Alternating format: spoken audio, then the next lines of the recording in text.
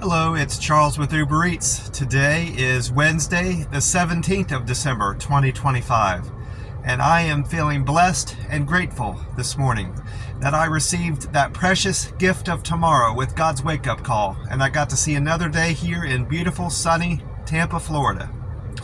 And you're hearing and seeing this, so you're equally blessed as me because you got God's wake-up call this morning and you received that precious gift of tomorrow. Tomorrow isn't guaranteed or promised to anybody. And not everybody in this world got God's wake-up call this morning, so I feel blessed and grateful for that. And it's my opinion that anybody that realizes they woke up and got to see another day here on earth should feel equally blessed as me and be grateful for that. I am most definitely grateful and feel blessed for all that I have in this world. I've got a good paying job that affords me my rent, my car insurance, helps me keep my car maintained. I'm able to eat all the food, delicious food that I want here in Tampa Bay, enjoy some delicious food. I keep myself in decent clothes. And most importantly, I'm able to afford my rent, and I have a nice place to sleep every night, a dry, clean bed, and agreeable roommates. So I am most definitely blessed in this world, and I owe it entirely to the good grace and love of God. Is what allows me to have all these things and have these blessings in this life, and I am very grateful for that. God is good, God is great, always and always. Amen to that. I received a strange phone call from someone from Texas, and I have a suspicion of who it is, but I'm not 100% sure. He referred to himself as our landlord, the name of our landlord at first, and then he gave me a different name. But from the tone of his voice and the conversation that we had, I kind of gathered together who he was. He was the young guy that moved into the second house that I was living in the Rio Grande Valley, southern Texas, and he was in there for like 2 or 3 weeks. And we have a rule in that house not to drink. You're not allowed to bring any alcohol in there. It's not a part of a program. It's just a rule that the landlord had. He didn't want any drinking, and if you smoke, you have to smoke outdoors. Well, about 2 or 3 weeks in to this young man moving into that house, the second house I moved into, he came back with a buddy of his, and they had been drinking, and they continued to drink past midnight, So he broke a couple of the rules there, and I didn't call the landlord on him. I was going to be moving out soon, so I didn't want to bother. I didn't want to shake things up in the apartment any more than they already were. And I was going to be leaving soon, so I wanted to leave on fairly good terms with everybody that lived there and with the landlord. So that's why I made the decision not to call. And he didn't cause too much of a disturbance there. He cleaned up after himself in the morning. He threw away the majority of the beer bottles and cans. And I figured it was no harm, no foul. Well, apparently the other guy that was sleeping there last night in the house, called the landlord, and he found out, and he ended up getting kicked out. This young man that called me last night. Well, I don't know what the purpose of his call was, other than to just let me know he got out of jail. He talked to me as if I was more familiar with him than I was, I only spoke to him briefly at my bedroom door. He knocked on my door just to introduce himself. And from what I gathered, he had been in jail before. He had gotten out of jail, and this was his opportunity to get his life back together in this apartment his mom helped him get. That's another thing. His mom was more of a role in his life than I feel that she should be at his age. He was almost 30.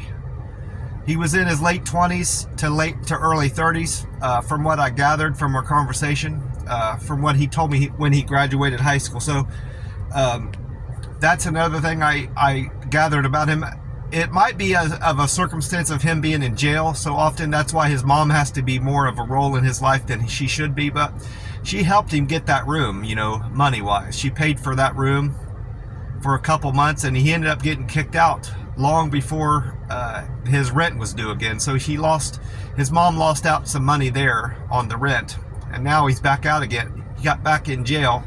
After he got kicked out of that house, he apparently got back in jail again, and he's out again. And maybe that's why he called to catch up with me, but I don't even know. I'm not even entirely sure what his name is. So it sounds to me that he's got little to no friends in this world, and he needs friends. It's one thing to need friends. It's one thing to not have a friend, but it's an entirely another thing to not have any friends and need friends. I don't need any friends, but he was reaching out to me, and I did the most I could for him to help him. I told him that God loves him, God knows him, God loves him, and God is there for you if you just believe in him and pray for him. Pray to him and ask him for help, with anything you need. If you're struggling right now, I told him to just reach out to God and talk to God about your problems, and if you believe in him and trust in God, he will be there for you. And I communicated that message to him. He seemed like he needed to hear something, some good news. So I hope my message that I delivered to him helped him. Something else that happened yesterday when I got back to the camper where I sleep at night. I got another settlement check from the pizza place I worked at.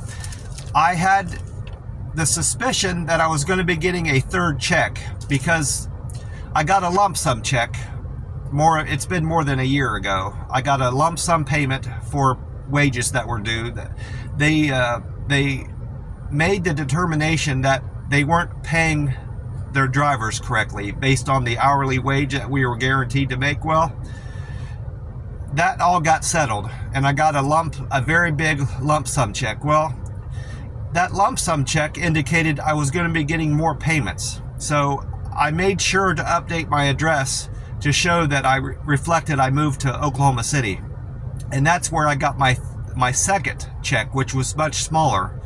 But that check said it was one of two checks. So that gave me the indication I would actually be getting 3 checks. Well, here's this third check. And according to this, it's check 2 of 2, which technically it's the third check of 3 checks. But I'm going to make sure to call the attorney that's associated with this account.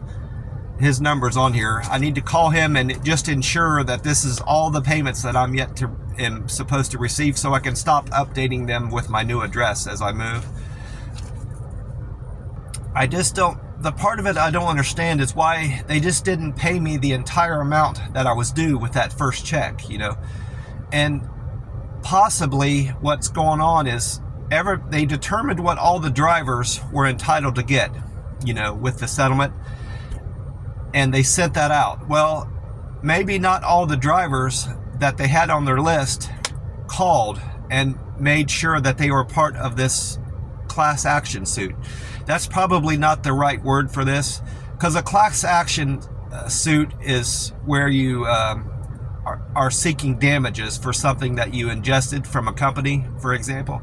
So that's probably not the right way to say this, but that's the only word I can think of for this type of lawsuit. So I'm going to continue using class action suit. Well, maybe not all the drivers that were part of this class action suit called in and made their name known to the lawyer. So maybe some of that money that was held back for them is getting dispersed to all the other drivers that did give their name to the attorney and made their self known as wanting to be part of the class action suit. So I don't fully understand it, but why they wouldn't pay out the entire amount in the first place.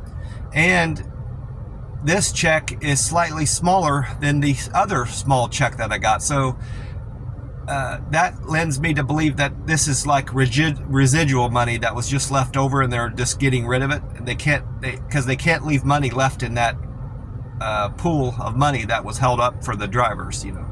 That's my understanding of it. But my main thing that I need to focus on and make sure I do is to call the attorney today. He's in Chicago, and make sure that this is the last of the checks. I'm not looking for more money. I just want to make sure that any checks that get mailed out to me get mailed to me, because I don't want my name and address out there and that check falling into the wrong person's hands is kind of what I'm getting at. Another thing that kind of bothers me about the young man that called me yesterday, he knows of me because he mentioned my name. He knows of me, but he doesn't know me, if that makes sense. One thing that bothers me about the conversation we had is he mentioned a pizza place that I worked at. I didn't tell him about any of the jobs that I worked at. So that bothers me a little bit, that he knows about one of the pizza places I worked at. So that's something that's a little bit fishy about the conversation I had with him. But unless something else pops up and is alarming about this guy, or anything about my experience and time I spent in Texas, unless something like that else happens, I'm gonna just let this go and not worry about it too much, unless something else happens. If that makes sense. I'm sitting up at the Circle K, and it looks like gas prices have dropped down more from yesterday. Tuesday morning, the 16th, the gas price here at the Circle K was $2.89 a gallon for the low grade. And this morning it's went down 4 more cents. It's at $2.85. So that's good news. I need to get a drink. I've been into the Circle K, of course. I got my free cup of ice in my Frazzle cup. And I left more than enough room to put my can in there. I grabbed a Monster Rehab tea and lemonade. See that? Revive, Refresh, Recover. And this one has a very good date on it. It says J2508. And J is the 10th letter of the alphabet. So that means this can was made October the 8th of this year. And with this being the 17th, that's 9 days. So this can is only 2 months and 9 days old. It's a very fresh can of this Monster Rehab. Revive, Refresh, Recover. And it certainly does revive me, refresh me, and recover me. Because I always feel replenished and recovered to some degree when I wake up in the morning. But after drinking one of these cans of Monster Rehab, I always feel better. I feel more alert, awake, and just overall recovered from the day before, more than even a night's rest does me. So this is doing more for me than just water. I could drink a gallon of water and not feel as replenished as I do after drinking one of these Monster Rehabs. So I just feel fantastic after drinking it. I know it's on account of me drinking these Monster Rehabs. I just feel better. I feel more alert and more cognizant of what's going on, and just alert. It's just, I feel better all around after drinking one of these Monster Rehabs.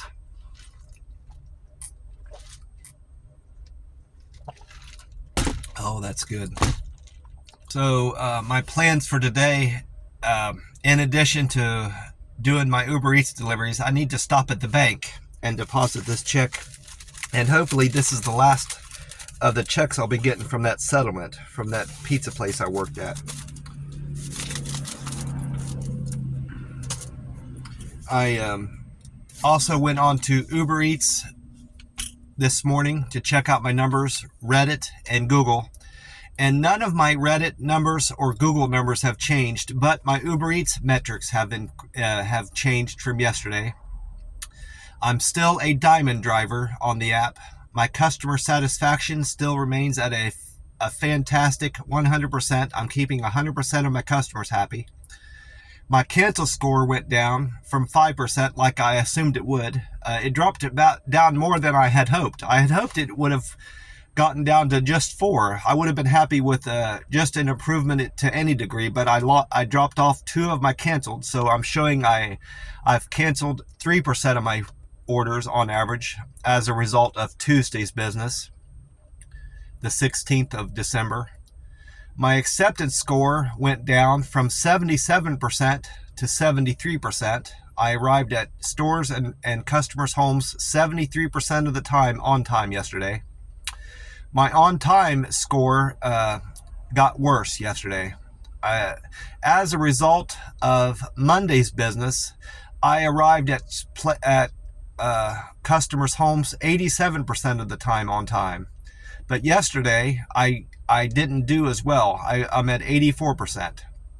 So I'm still above my goal of maintaining 80% on-time delivery. So I'm not too upset about that, but I would have assumed I would have at least stayed the same, because I did the same practices and I didn't seem to make any mistakes on turns yesterday, but apparently somewhere along the way I did.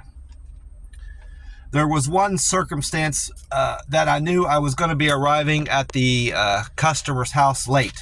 I did a pickup at this place called Campfire Grill, and they have fantastic food there. They're always busy, and the food always smells so good in there. But one thing that I have suggested to them, I mentioned it to the hostess a couple times. Their cups that they put their orange juice in, the lids don't fit properly on their cups. And I never have a problem with them leaking, but I can tell that the cup is leaked inside. They wrap it in cellophane. They wrap it thoroughly in cellophane. I always thought they were doing that just to be cautious of any spills that may occur with the drinks, but it occurred to me yesterday that they're doing it because their lids don't fit properly on there. And I did my best to put the lid back on there, but it was too small for the cup.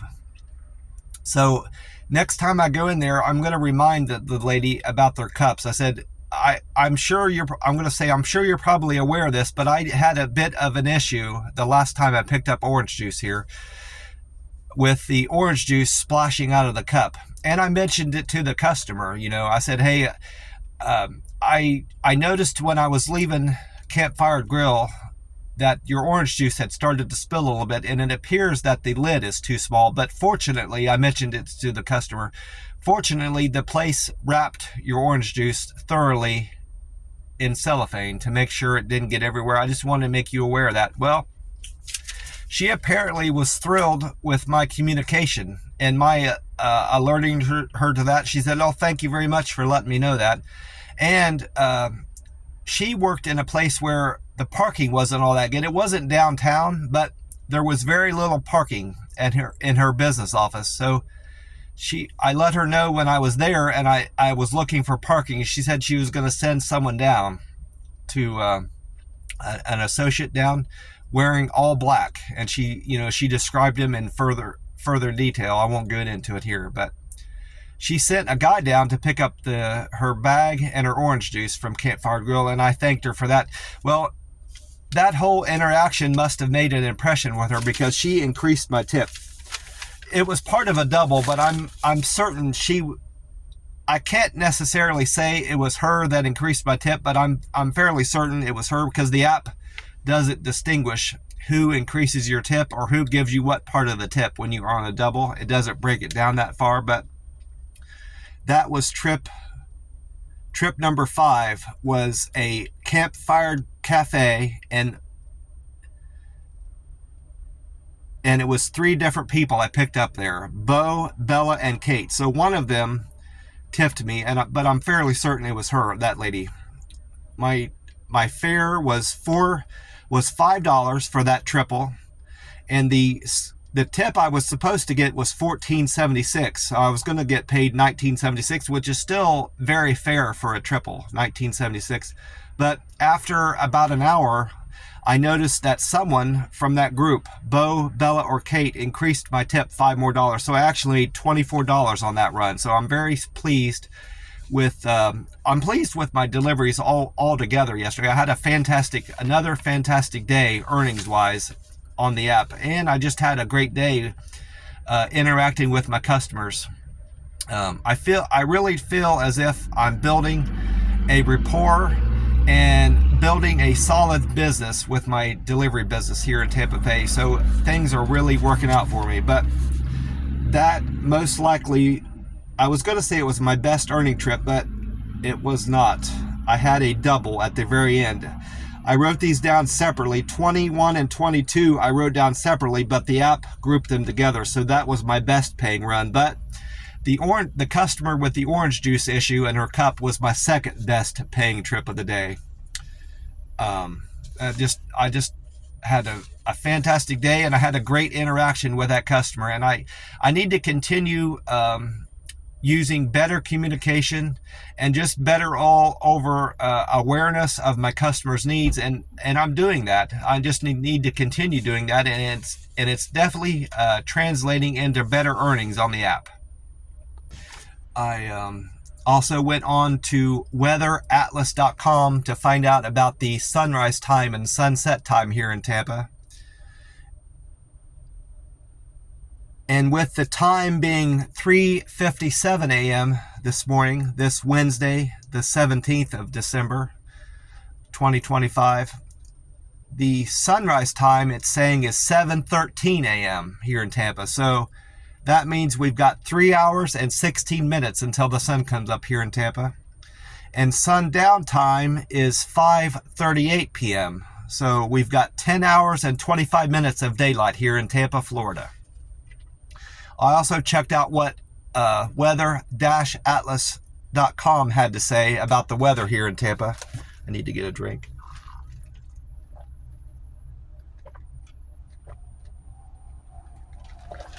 Oh, that's good.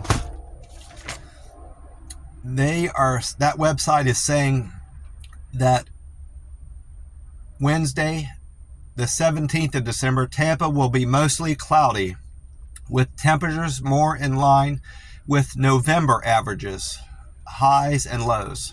Temperatures will span from a warm 78 to a low of a breezy 62. It's never phrased the low temperature like that. It's never said a low breezy 62. It's never phrased it like that before, but that's how whoever put that website together yesterday decided to phrase the forecast for today. It said 0% chance of precipitation and a humidity level of 64%. And then I checked out Meta AI. I asked Meta AI what weather I can expect. I did this yesterday in the afternoon. I said, what weather can I expect tomorrow, Wednesday, the 17th of December? And it said this: Tampa is looking lovely for tomorrow, Wednesday, December 17th. You can expect partly cloudy skies with highs in the upper 70s, specifically 79 degrees. And that's 1 degree warmer than weatheratlas.com said. And lows in the low 60s, 62 degrees. That's exactly the low temperature that weatheratlas.com said. There is a slight chance of rain, around 10%. Winds will be blowing at 5 to 10 miles an hour from the east. And then I checked out the two YouTube pages that I refer to for the weather. 10 Tampa Bay said that they have, James, I wrote down that in the description, they had this written down in the description. They have started burn bans. Now, it wasn't in the description, it was in the thumbnail. They had a different thumbnail on there that caught my eye, and I made note of it, what they said. It was about burn bans. They have started burn bans in Hillsborough County on account of the drought that Tampa Bay is in, the Tampa Bay area. They said they went on to say that this dry season that we are experiencing is only exacerbating the drought that Central Florida is under. Well, all of Florida is under some level of drought. It's worse. It's far worse than the Panhandle, but Hillsborough County, where I live, is now to the point where they've issued burn bans in fear of this grass getting caught fire because it's so dry. That was going on in southern Texas. People would be smoking and they'd throw their cigarettes out, or some other circumstance like that. Or one of them was somebody had their car running, and their car got so hot underneath it caught the grass on fire. That's how dry it is in southern Texas. Well, it worries me that it's getting to be that way in Tampa. You know, it's so dry now that they're issuing burn bans, and I don't like to see that, mostly because of what the effect it's having on the palm trees here. Everywhere I go, everywhere I've been, even out towards the coast, you know, these palm trees are suffering. They're turning, the leaves, the fronds are turning brown, and the trees are starting to droop over, which is another sign that these trees are suffering from drought. They're not as drought tolerant as the trees that they plant out in Vegas. Of course, the trees out in Vegas, they water them. They have irrigation systems running up to most of the trees out there. Even some of the homes in the more prosperous parts of Las Vegas, even the homes that have planted trees out there, they have irrigation running out to the trees to keep them watered. They don't necessarily do that in the lower income parts of Las Vegas and North Las Vegas and Henderson. But for the most part, all the palm trees out in Vegas looked very healthy because they were more drought tolerant palms that they plant out there in Vegas. But the palms here naturally aren't drought tolerant, so that's why they're suffering more on account of the lack of rain. And I just hope that changes. I wouldn't necessarily mind getting hit with a mild hurricane if it means that we're going to get more rain here in Tampa, Florida. There's enough warning of these hurricanes that come through that everybody can get out. So hurricanes don't worry me all that much. I don't own a whole lot. I don't have much to lose. So if a hurricane's coming, I'll just put what little bit of stuff I have in my camper that I sleep in at night. I'll put it in my car and I'll just take off, and I'll drive somewhere where it's safe. And then once the hurricane passes through, I'll come back. You know, hurricanes don't worry me all that much, mostly because I don't own hardly nothing. So I can understand the worry that somebody has with hurricanes coming through if you own a home and you have a lot of possessions, but that's not me. That's not the circumstance I'm in. So I'm just hoping and praying that Florida in general starts getting more rain, because that's another thing that the meteorologist and weather people, even on the radio, they've mentioned it, how the lack of rain is impacting Central Florida and Florida as a whole. It's just a bad thing to see, and I hope that changes soon. Tampa Bay, the 10 weather YouTube page 10 Tampa Bay went on to say, it was James Gregorio this time on there. He said there's no chance of rain Wednesday, and a 20% chance of rain tomorrow, Thursday. Today we can expect a high of 77 degrees. That's 1 degree off from weatheratlas.com, and a low of 59 today in Tampa. That's 3 degrees off from what weatheratlas.com said. Mostly sunny skies here in Tampa. He's predicting more sunshine than Meta AI and weatheratlas.com said. They were giving the impression it was going to be more cloudy than sunny, but James Gregorio said it's going to be mostly sunny today in Tampa. Sunday is James Gregorio went on to say, this is the first time I've heard this recently. He said Sunday is the first day of winter, which would be Sunday's December 21st. He said it's the first day of winter. But in spite of that winter coming, Sunday will be the warmest day in Tampa we've seen recently. It's going to be warmer on Sunday than it's been in the last several days, even though it's the first day of winter. He remarked on that. And then I went on to YouTube, Fox 13 Tampa Bay. That's the YouTube version of the weather and news that I watch on my smart TV. They had meteorologist Dave Osterberg on there. He says the biggest weather impact in Florida is seeing the result of the wind. The wind chill is causing the most weather impact for Tampa Bay area right now. And he said that Tallahassee, to the north of us, recently saw a 22 degree wind chill on Monday. It got down to 22 degrees as a result of the wind chill. So that's quite cold for Florida this time of year, even though we're nearing winter, the winter season. And Dave Osterberg said that today Tampa will see a high of 77 and a low of 56 overnight going into Thursday morning. I also managed to catch part of Amy Snyder's forecast on the radio station I listened to, 93.3 FLZ. Her forecast was a little bit different. She never talks about the clouds or the wind, but she said early on in her forecast, it was her first hour of her forecast. She comes in on afternoon, from noon on into the evening. And during her noon forecast, she said increasing clouds throughout the day, Wednesday, and diminishing into the evening. Those clouds will diminish into the evening. And then later on in the day, her forecast, this was like after 4 or 5 in the afternoon, going into the evening, she said her forecast changed a little bit. So I updated what she said the highs and lows would be. She said the high in Tampa will be 76 degrees Wednesday and a low of 60. And there is no rain to be expected today in Tampa. And that's one thing I've said this before, but I like the most about her forecast is that she changes. She doesn't just use the same recording all day with predicting the weather forecast. Her forecast changed throughout the day, and that's what I like most about her.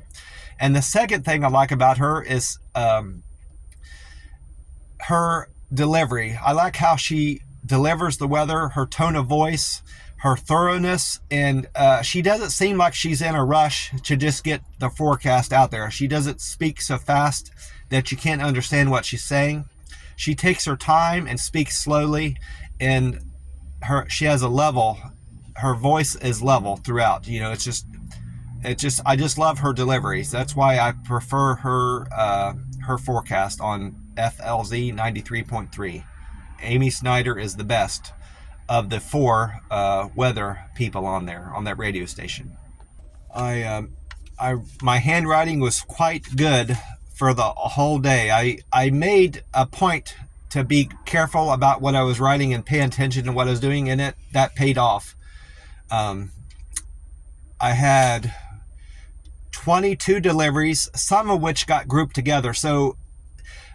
And then some I grouped together that weren't grouped together. So I'm assuming I had roughly 24 or 25 customers on average. It was a pretty typical day in terms of business.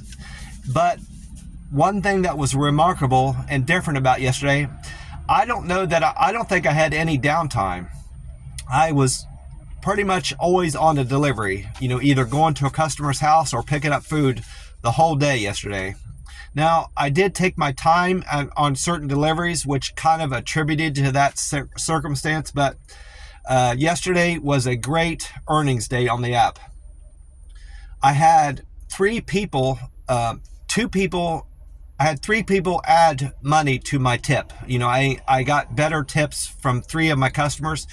2 of them were cash tips. I had 2 more people cash tip me yesterday, and I had, like I mentioned, the lady from the Campfired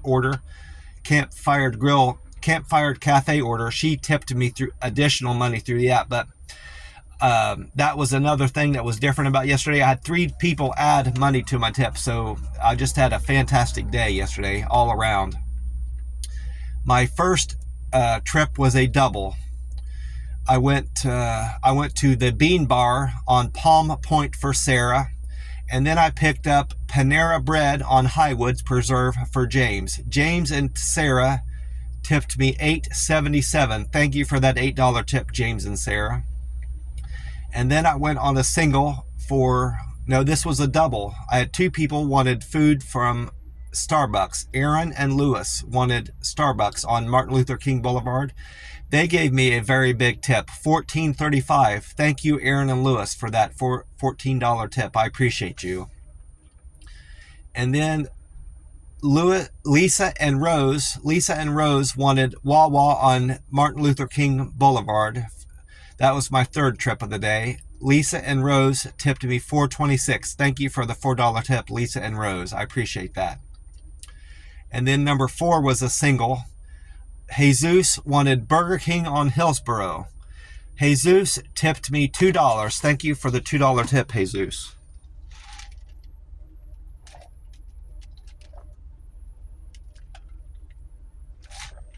That's good. And then after dropping Jesus's Burger King off, I went on my 5th trip. And that was that triple at Campfire Cafe. Bo, Bella, and Kate tipped me $14.76. But then, which paid me $19.76. But then one of them gave me an additional $5 through the app. Thank you very much for the what ended up being a $19 tip and garnered me $24.76 altogether with the fare of $5. So thank you greatly, Bo, Bella, and Kate. I appreciate you. And then after that triple, I went on a single. Number 6 was a single for Susan. Susan wanted Chez Leon on North Florida. Susan tipped me $5.50. Thank you for the $5 tip, Susan. I appreciate you greatly. And then I went on another single. Number 7 was for Lisa. Lisa wanted Chick-fil-A on Hillsborough. Lisa gave me a very generous tip of $10. Thank you, Lisa, for that $10 tip. That amazed. I've had her as a customer before, and she's always tipped me. She's never not tipped me, but she's never gave me such a big tip before. And I had some sort of interaction with her on the app, texting, which only thing I can account for is my better communication is why she gave me a better tip. So one other circumstance that occurred to me yesterday, it's probably just a coincidence, but I had a better opportunity to tip someone. There was a guy out on the interstate. He wasn't on the interstate, but he was on the on-ramp where you go onto the interstate. I'm speaking wrong. I was coming off of the interstate. He was at the red light as you come off of one of the interstates down here, asking for money. And I generally don't have the opportunity. I generally try to give them $1 if I'm parked, if I'm able to stop and they're close enough for me to hand them $1. But most of the time when I come off the interstate there, the light is green and I don't have the opportunity to stop and give them money. But this time around I did. I was able to do that early in the day yesterday. And I think I would do that regardless. I give them $1 here and there when I can afford it. But I think my giving them that $1 translated to me having more money come back. That's probably just a circumstance or a coincidence, but I tend to think energy that you put out into the universe always comes back. And it's not just a money thing. If you put out positive energy into the world, to people and to things, and you do positive things, it comes back doubly. You get that same energy back, and that goes for bad energy. If you put bad energy out into the world, you'll get bad energy back, and that's been my experience too.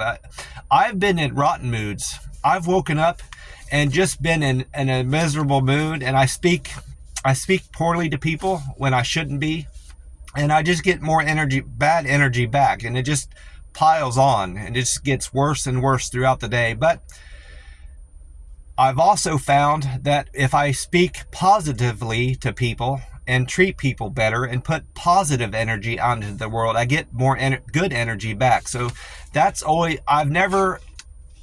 that theory has never been disproven, and I've always experienced that, and that's what I experienced yesterday. I put good energy out into the world, with helping that guy out with $1 and speaking kindly and positively to my customers. And that has I've put in good energy out to my customers, and I'm getting good energy back from them. So I just wanted to put that out there, and that's something that I experienced most definitely yesterday with good energy and bad energy. But thank you greatly for that $10 tip, Lisa. I appreciate you. And then my 8th trip was for Kim. Kim wanted food from the Floridian on Kennedy. Kim gave me a tip of $4. Thank you, Kim, for that $4 tip.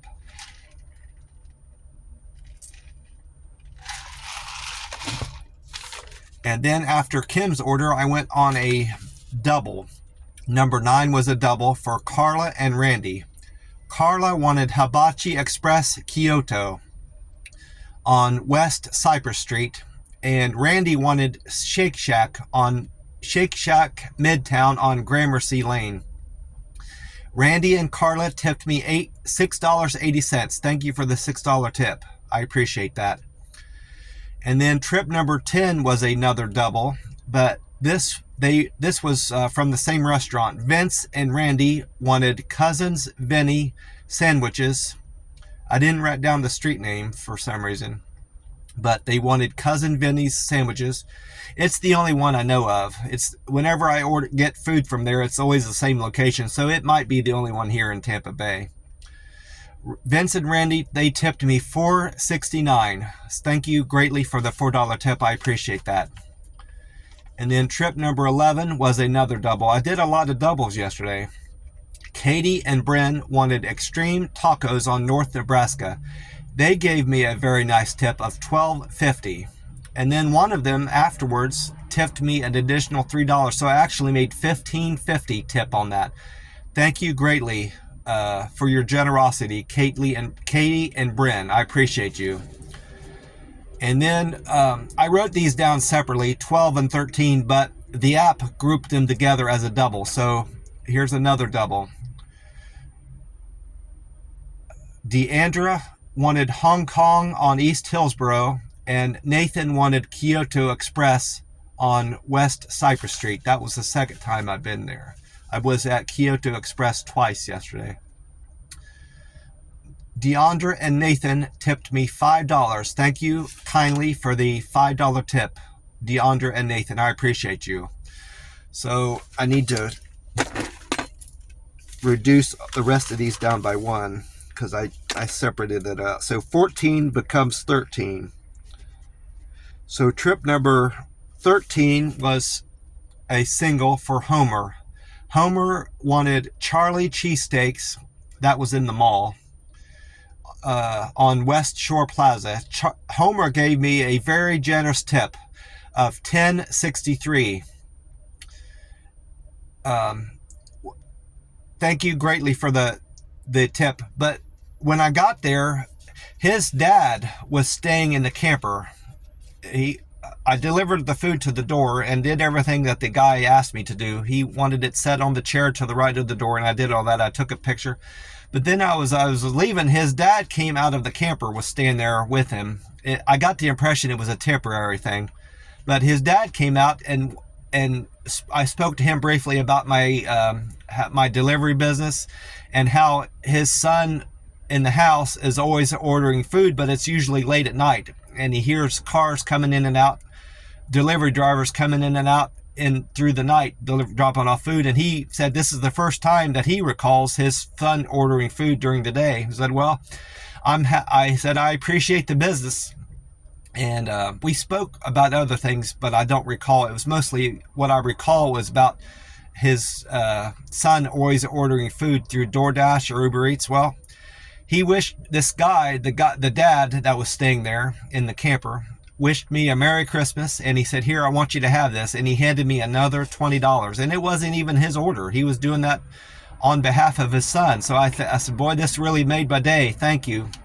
So I actually made $30.63 on that delivery. So thank you greatly, Homer, and thank you, Homer's dad, for that $20 cash tip. I appreciate the both of you greatly. Thank you for the business. And then trip number 15 was another thing. 15 and 16 I wrote down separately, but the app grouped them together for some reason. It should have been separated because I was done entirely with the Jersey Mike's order when I picked up the Culver order. I don't know why it grouped those together. It shouldn't have. But Richard wanted Jersey Mike's on Dale Mabry, and James wanted Culver's on North Nebraska. Altogether, they tipped me $11.47. Thank you greatly for that tip, that $11 tip, James and Richard. So now I need to take the rest of these down too. I wrote down 17, but this is actually going to be 15. Trip number 15 was for Melissa. Melissa wanted McDonald's on Bears Avenue. Melissa tipped me $3. Thank you kindly for the $3 tip. And thank you very much, Richard and James, for that $11 tip. You were very kind. I appreciate you. Trip number, I wrote it down 18, but that's going to be actually 16. Trip number 16 was a double. No, this was a triple because there was two people from the Cracker Barrel. Luke and James wanted Cracker Barrel. No, I'm screwing that up. This was 3 different restaurants. 16 was a double. Cracker Barrel. Justin wanted Cracker Barrel on Cove Bend, and Luke wanted Fresh Kitchen on Bruce B. Downs. And then when I was almost done with that Fresh Kitchen drop-off, which was the second part of the double, a Panda Express came in. That's how it happened. Jake wanted Panda Express on Fowler. So altogether, I made my fare was $11.53 and the tip was $8.56, making $20.09. But then when I dropped off Jake's food, he gave me an additional cash tip, so I actually made $22.09 on that triple. Thank you greatly, Jake, Luke, and Justin, for that generous tip, and thank you doubly, Jake, for the $2 cash tip. I appreciate that greatly. So that Panda Express should not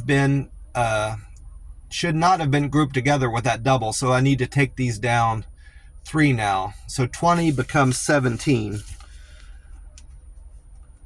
Trip number 17 was a single for Haley. Haley wanted Smoothie King on Dale Mabry. Haley gave me a very generous tip of $7.79. Thank you for your generosity and kindness, Haley. $7 is a very good tip for what you ordered. It was just a shake. It was just a single drink from there, and you gave me a $7 tip. Thank you very much. I appreciate you. I made $9.79 on that trip. And then I ended the day with a double. This was trip number 18 was my last trip of the day. It was a KFC. No, it was a triple. My last run of the day was a triple. And that's how it was grouped I wrote it down as a triple, and the app acknowledged it as a triple. The first part was for Ann. Ann wanted KFC on Ehrlich Road. Ben wanted Little Caesars on Ehrlich Road, Little Caesar Pizza. And then the last of the third part of the triple was Stoner's Pizza on Dale Mabry. Altogether, I made $21.52 on that trip, and I earned $27.59 because the fare was $6.07. And that was the best paying run of the day. Even accounting for the extra tip I got from that Campfire Cafe, that still was my best paying trip of the day. That triple. Matt, so thank you greatly, Matt, Ben, and Ann, for that generous tip of $21.52. I appreciate you greatly. Well, I'm gonna get off here and go into the McDonald's and enjoy my coffee. I want to wish you all well, and I hope you're having a great day as I am. I'm going to have a fantastic day, and I hope you've had a great week so far. I've had a fantastic week so far here in Tampa, Florida. God bless you all, and I will talk to you soon. Bye for now.